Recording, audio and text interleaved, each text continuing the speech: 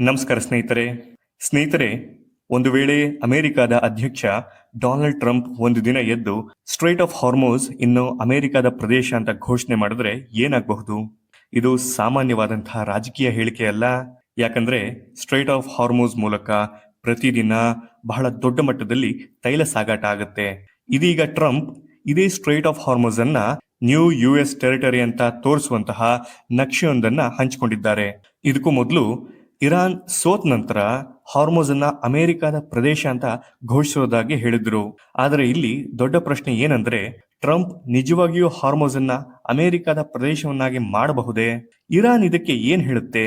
ಹಾಗೂ ಹಾರ್ಮೋಸ್ ಮೇಲೆ ಅಮೆರಿಕದ ನಿಯಂತ್ರಣ ಬಂದ್ರೆ ಅದರ ಪರಿಣಾಮ ಭಾರತಕ್ಕೂ ಬೀಳುತ್ತಾ ಅನ್ನೋದನ್ನ ಈ ವಿಡಿಯೋದಲ್ಲಿ ತಿಳ್ಕೊಳ್ಳೋಣ.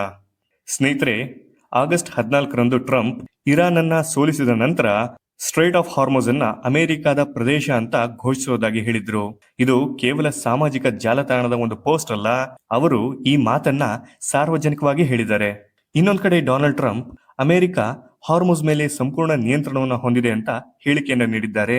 ಆದರೆ ಇರಾನ್ ಇದನ್ನ ಒಪ್ಪುತ್ತಾ ಇಲ್ಲ. ಎರಡೂ ದೇಶಗಳು ಹಾರ್ಮೋಸ್ನ ಸ್ಥಿತಿಯ ಬಗ್ಗೆ ಸಂಪೂರ್ಣ ವಿಭಿನ್ನ ಹೇಳಿಕೆಯನ್ನ ನೀಡ್ತಾ ಇದ್ದಾವೆ. ಆಗಸ್ಟ್ 18ರಂದು ಟ್ರಂಪ್ ಹಂಚಿಕೊಂಡ ನಕ್ಷೆಯಲ್ಲಿ ಸ್ಟ್ರೈಟ್ ಆಫ್ ಹಾರ್ಮೋಸ್ ಪ್ರದೇಶವನ್ನ ನ್ಯೂ US ಟೆರಿಟರಿ ಅಂತ ತೋರಿಸಲಾಗಿದೆ. ಇದರಿಂದ ಈ ಹೇಳಿಕೆ ಈಗ ಮತ್ತೊಮ್ಮೆ ಜಾಗತಿಕವಾಗಿ ಸುದ್ದಿಯಾಗಿದೆ. Strait of Hormuz Persian gulf ಹಾಗೂ ಒಮಾನ್ ಸಿಯನ್ನ ಸಂಪರ್ಕ ಮಾಡುತ್ತೆ. ಜಗತ್ತಿನ ತೈಲ ಹಾಗೂ LNG ಸಾಗಾಣಿಕೆಗೆ ಇದೊಂದು ಅತ್ಯಂತ ಪ್ರಮುಖ ಚೋಕ್ ಪಾಯಿಂಟ್. ಈ ಮಾರ್ಗದಲ್ಲೇನಾದರೂ ಸಾಗಾಟಕ್ಕೆ ತೊಂದರೆ ಆದರೆ ಏಷ್ಯಾದ ದೇಶಗಳು ಸೇರಿದಂತೆ ಜಗತ್ತಿನಾದ್ಯಂತ ತೈಲ ಹಾಗೂ ಇಂಧನ ಬೆಲೆಗಳ ಮೇಲೆ ಪರಿಣಾಮ ಬೀಳಬಹುದು.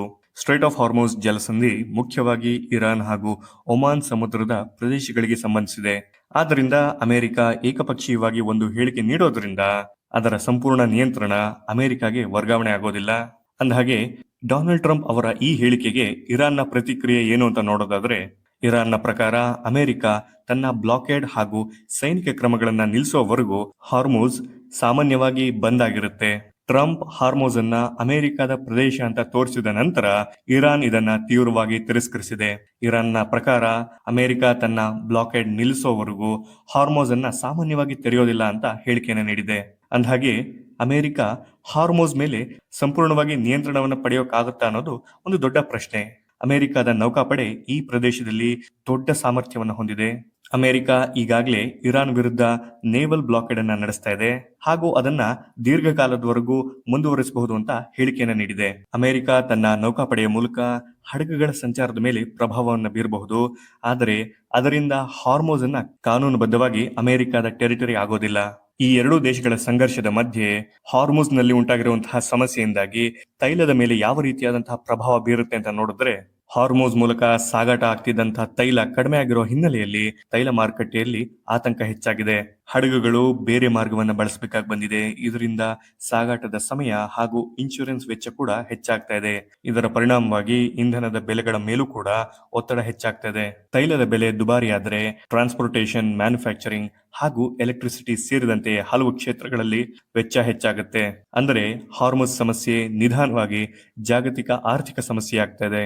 ಅಂದಹಾಗೆ ಸ್ನೇಹಿತರೆ, ಈ ಬಿಕ್ಕಟ್ಟು ಭಾರತದ ಮೇಲೆ ಯಾವ ರೀತಿ ಪ್ರಭಾವ ಬೀರುತ್ತೆ ಅಂತ ನೋಡಿದ್ರೆ, ಭಾರತ ವಿಶ್ವದ ಪ್ರಮುಖ ಕ್ರೂಡ್ ಆಯಿಲ್ ಇಂಪೋರ್ಟರ್ಸ್ ಗಳಲ್ಲಿ ಒಂದಾಗಿದೆ. ಮಧ್ಯಪೂರ್ವದಿಂದ ಬರುವ ತೈಲದ ಸಾಗಾಟಕ್ಕೆ ಹಾರ್ಮೋಸ್ ಪ್ರಮುಖ ಮಾರ್ಗವಾಗಿರೋದ್ರಿಂದ ಈ ಬಿಕ್ಕಟ್ಟು ಭಾರತಕ್ಕೂ ನೇರವಾಗಿ ಸಂಬಂಧಿಸಿದೆ. ಹಾರ್ಮೋಸ್ ಸಮಸ್ಯೆಯಿಂದ ಮಿಡಲ್ ಈಸ್ಟರ್ನ್ ಎನರ್ಜಿ ಸಪ್ಲೈ ಅಸ್ತವ್ಯಸ್ತವಾಗಿರೋ ಹಿನ್ನೆಲೆಯಲ್ಲಿ ಭಾರತ ತನ್ನ LPG ಸಪ್ಲೈ ಸೋರ್ಸಸ್ ಗಳನ್ನ ಡೈವರ್ಸಿಫೈ ಮಾಡ್ತಾ ಇದೆ. ಸ್ನೇಹಿತರೆ, ಒಂದ್ ಕಡೆ ಅಮೆರಿಕ ಹಾರ್ಮೋಸ್ ಸಂಪೂರ್ಣವಾಗಿ ಮುಕ್ತವಾಗಿದೆ ಅಂತ ಹೇಳ್ತಾ ಇದ್ರೆ, ಇರಾನ್ ಮಾತ್ರ ಅದು ಇನ್ನೂ ಮುಚ್ಚಿದೆ ಅಂತಲೇ ಹೇಳ್ತಾ ಇದೆ. ಆದರೆ ವಾಸ್ತವದಲ್ಲಿ ಹಡಗುಗಳ ಸಂಚಾರ ಸಾಮಾನ್ಯ ಮಟ್ಟಕ್ಕೆ ಇನ್ನೂ ಕೂಡ ಬಂದಿಲ್ಲ. ಹೀಗಾಗಿ ಟ್ರಂಪ್ ಅವರ ಮುಂದಿನ ಹೆಜ್ಜೆ ಬಹಳ ಮುಖ್ಯ. ಟ್ರಂಪ್ ನಿಜವಾಗಿಯೂ ಹಾರ್ಮೋಸ್ ಮೇಲೆ ಶಾಶ್ವತವಾಗಿ ನಿಯಂತ್ರಣವನ್ನು ಸಾಧಿಸೋದಕ್ಕೆ ಪ್ರಯತ್ನಿಸ್ತಾರಾ, ಅಥವಾ ಈ ಹೇಳಿಕೆ ಇರಾನ್ ಮೇಲೆ ಒತ್ತಡ ತರಿಸೋದಕ್ಕೆ ಬಳಸ್ತಾರಂತಹ ಒಂದು ನೆಗೋಷಿಯೇಷನ್ ಟ್ಯಾಕ್ಟಿಕ್ ಆಗಿದೆ ಅನ್ನೋದೇ ಒಂದು ದೊಡ್ಡ ಪ್ರಶ್ನೆ. ಸ್ನೇಹಿತರೆ, ಹಾರ್ಮೋಸ್ ಕೇವಲ ಒಂದು ಸಣ್ಣ ಜಲಸಂಧಿ ಅಲ್ಲ, ಇದು ಜಗತ್ತಿನ ಎನರ್ಜಿ ಸಪ್ಲೈಯ ಪ್ರಮುಖ ಬಾಗಿಲು. ಆ ಬಾಗಿಲಿನ ಮೇಲೆ ಅಮೆರಿಕ ಹಾಗೂ ಇರಾನ್ ನಡುವೆ ನಡೆಯುತ್ತಿರುವಂತಹ ಈ ಪವರ್ ಸ್ಟ್ರಗಲ್ ಮುಂದುವರೆದ್ರೆ ಅದರ ಪರಿಣಾಮ ಮಧ್ಯಪೂರ್ವದಿಂದ ಭಾರತದವರೆಗೂ ಹಾಗೂ ತೈಲ ಬೆಲೆಯಿಂದ ಜಾಗತಿಕ ಆರ್ಥಿಕತೆವರೆಗೂ ಕಾಣಿಸಿಕೊಳ್ಳಬಹುದು. ಹೀಗಾಗಿ ಮುಂದಿನ ದಿನಗಳಲ್ಲಿ ಒಂದು ಪ್ರಶ್ನೆ ಬಹಳ ಮುಖ್ಯ. ಟ್ರಂಪ್ ಕೇವಲ ಹಾರ್ಮೋಸ್ ಬಗ್ಗೆ ಹೇಳಿಕೆ ನೀಡುತ್ತಿದ್ದಾರಾ ಅಥವಾ ನಿಜವಾಗಿಯೂ ಈ ಸ್ಟ್ರಾಟಜಿಕ್ ಚೋಕ್ ಪಾಯಿಂಟ್ ಮೇಲೆ ಅಮೆರಿಕದ ಶಾಶ್ವತ ಪ್ರಭಾವವನ್ನು ಸ್ಥಾಪಿಸೋದಕ್ಕೆ ಪ್ರಯತ್ನಿಸುತ್ತಿದ್ದಾರಾ ಅನ್ನೋದನ್ನ ಕಾದ್ ನೋಡಬೇಕಾಗಿದೆ. ಸ್ನೇಹಿತರೆ, ಈ ವಿಡಿಯೋ ಇಷ್ಟವಾದಲ್ಲಿ ಲೈಕ್ ಮಾಡಿ, ಶೇರ್ ಮಾಡಿ ಹಾಗೂ ಸಬ್ಸ್ಕ್ರೈಬ್ ಮಾಡಿ. ಮುಂದಿನ ವಿಡಿಯೋದಲ್ಲಿ ಸಿಗೋಣ. ನಮಸ್ಕಾರ.